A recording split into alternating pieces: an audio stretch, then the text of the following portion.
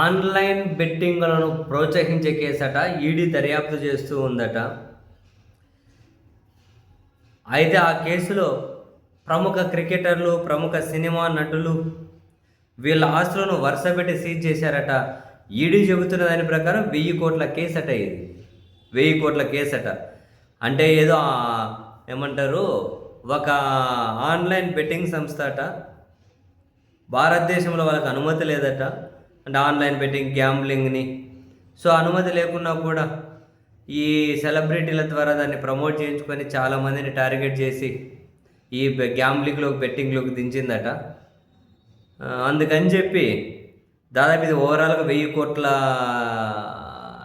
ఏమంటారు, స్కామ్ అనాలో లేకుంటే 1000 కోట్ల అక్రమ సొమ్మును, అంటే 1000 కోట్ల సొమ్మును అక్రమంగా దోచేయడం అనాలో, ఏదైనా పేరు పెట్టండి. కానీ ఈ కేసులో చాలామంది ప్రముఖుల ఆస్తులు అటాచ్ చేశారట.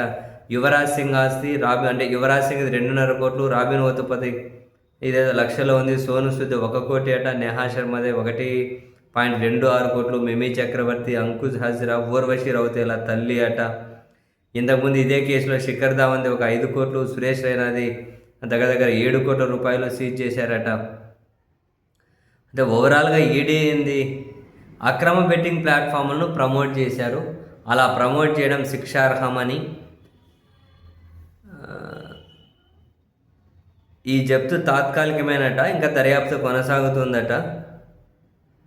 ఇంకా అవసరమైతే మరిన్ని ఆస్తులు జప్తు చేస్తారట. పెద్ద ఈ ఆన్లైన్ బెట్టింగ్ రిలేటెడ్వి ఏమంటారు, 1000 కోట్ల వీళ్ళతో సంబంధించింది 1000 కోట్ల రూపాయల డబ్బు దోచేయబడిందంట ఆన్లైన్ సంస్థలు, జనాల దగ్గర నుంచి. ఆన్లైన్ గ్యాంబ్లింగ్ సంస్థలు ఎంత డబ్బులయ్యా ఇవి.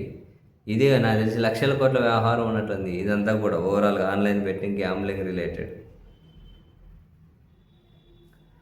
మరి ఇవేమన్నా మరి ఏం చెప్తాం. కొందరైతే ఈ బెట్టింగ్ రిలేటెడ్ ఇవన్నీ అర్థం, కొన్ని నిషేధించబడినాయి అంటారు, కొన్ని ఏమో అఫీషియల్ సంస్థలే వాటిని ప్రమోట్ చేస్తూ ఉంటాయి.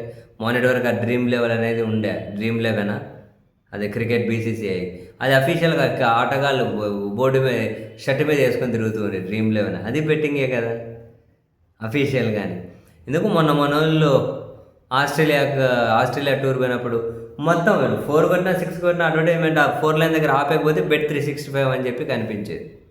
నెక్స్ట్ న్యూజిలాండ్ టూర్కి వెళ్తారు, ఆడగానే కనిపిస్తుంది చూడండి బెట్ 365 అని. దాని మీదే చేయి పడుతూ ఉంటారు, దాని మీద పట్టుకొని క్యాచ్లు పడుతూ ఉంటారు. కొన్ని అక్రమము, కొన్ని సక్రమము. ఇంక ఇవి జనాలు తెలుసుకోవడం ఎట్లో తెలియదు, ఏది అక్రమం ఏది సక్రమం. అసలు బెట్టింగ్ గ్యాంబ్లింగ్ జోలికే పోకున్నానండి, తలనొప్పులు ఎందుకు. సో వాటిని సెలబ్రిటీలు ప్రమోట్ చేశారనే కేసు వాళ్ళ ఆస్తులు సీజ్ చేసుకుంటూ వస్తూ ఉన్నారట.